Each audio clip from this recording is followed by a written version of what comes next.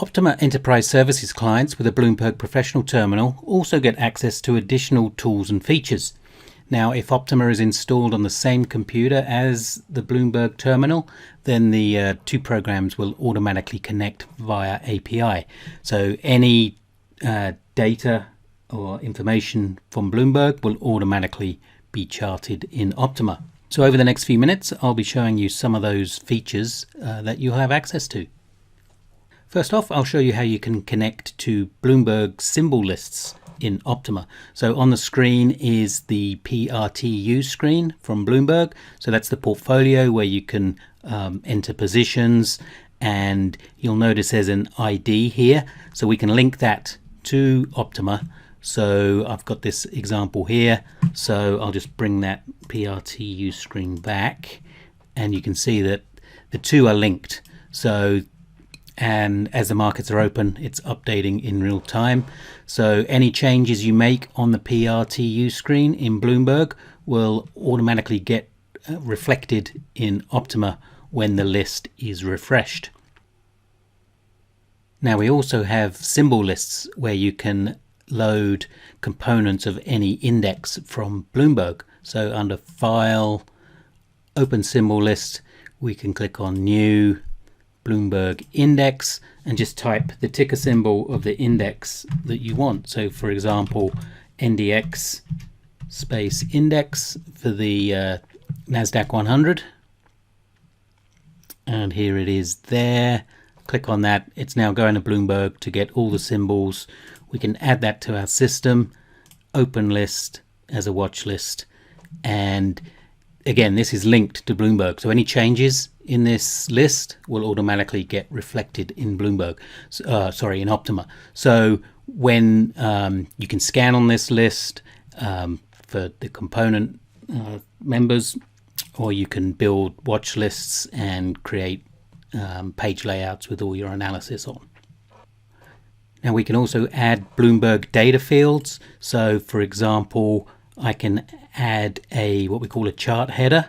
I've got one here called Bloomberg Data, and that includes things like market cap, PE ratio, and GICs levels as well. Now all this is customizable, so you can put any information in these chart headers. You can put your logo, you can put your contact details, which make it pretty useful when printing reports.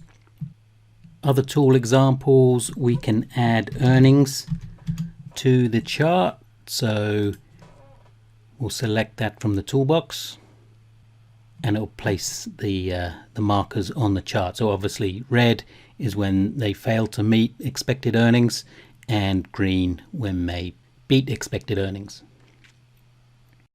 Now you can add any data field from Bloomberg into Optuma. So under data, we've got external data fields. So you can search the Bloomberg data field for anything. So if you know the Bloomberg code that's listed there on the right hand side, or you can just start typing to search.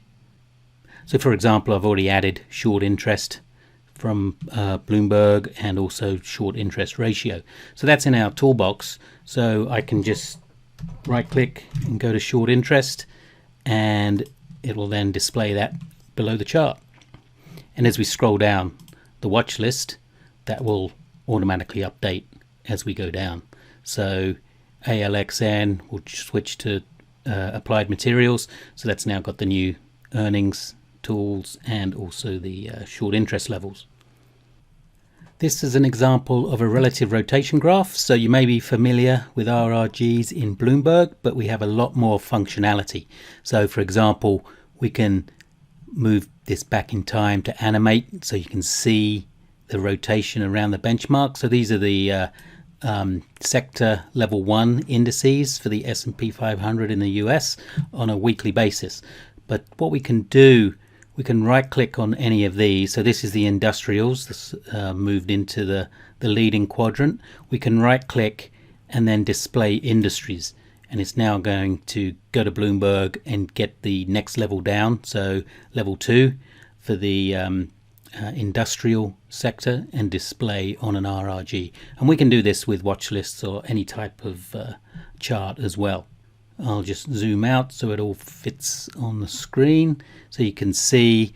So these are now the industrial sectors, and this one over here, when we mouse over air freight and logistics, again we can drill down, we can right click, and I might go straight to the index members so we can see exactly who's leading or who's the components of that industry sector. And you can see FedEx there is leading the way, and on a relative strength basis UPS has started or is now in the lagging quadrant for the benchmark, which is the level 3 air freight index.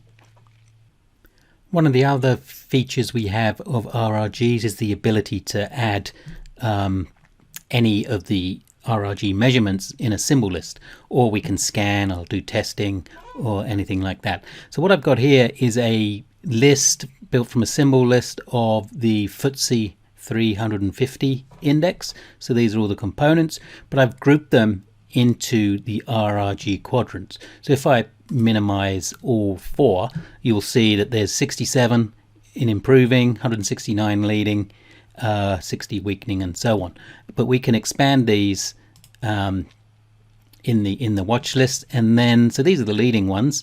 So I'm going to open just that group as an RRG, and then that's going to build that on the right hand side for further analysis, so you can see exactly who is where on the RRG chart. So it can get a bit messy if there are lots of equities or symbols in there, but we can shorten the tail length, or in fact what we can do, we can also filter out for standard deviations from the center. So I can plot filter standard deviations. Let's make it 2. So the ones on the screen there are more than 2 standard deviations away from the benchmark. So AO, this one here stands out because it's heading northeast, but we can click on that to get a thumbnail, and then click on the thumbnail to get a bigger picture, and you can see that's why it's so far in the leading quadrant. So if you're not familiar with RRGs, then I recommend that you search our site for Matthew Vidal's video, and he will explain a bit more about the relative strength visualizations that we can do. Now that's just a brief overview of some of the functionality of Optuma. So if you have any questions or would like to arrange a demo, please contact us at support@optuma.com. Thanks very much.